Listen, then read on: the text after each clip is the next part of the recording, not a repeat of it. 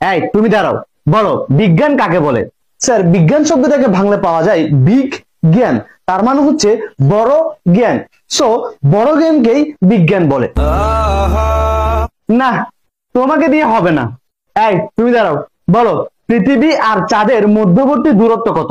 Sir, 4 bench. 4 bench মানে? Sir, 4 bench আগে আপনার মেয়ে বসে আছে, আপনার মেয়ে হচ্ছে চাঁদ, আর আমি আপনার মেয়ের পৃথিবী।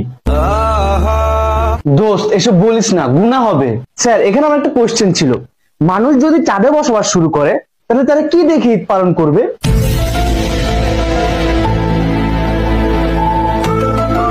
দোস্ত, ঈদ একটা পবিত্র জিনিস, এসব বলিস না, গুনাহ হবে। স্যার, এখানে আমারও একটা কোশ্চেন আছে, পৃথিবীতে থাকা মানুষরা চাঁদকে দেখিয়ে বলে ওই যে দেখো চাঁদ মামা, তার মানে পৃথিবী হচ্ছে চাঁদের বোন আর চাঁদ হচ্ছে পৃথিবীর ভাই, এই কারণেই তো তাকে মামা ডাকা হয়। তাহলে চাঁদে যদি মানুষ থাকে তাহলে মানুষরা পৃথিবীকে দেখে কি বলবে?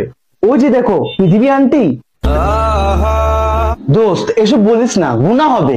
তো একটু আগে তুই বলছিলি স্যারের মেয়ে চাঁদ আর তুই পৃথিবী, তাহলে কি তোরা ভাই বোন?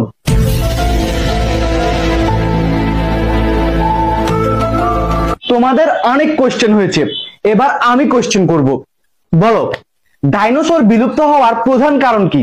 স্যার, এসব বলিয়েন না, গুনাহ হবে। এই ওরে ধর, ওরে আল্লাহর কাছে পাঠাই।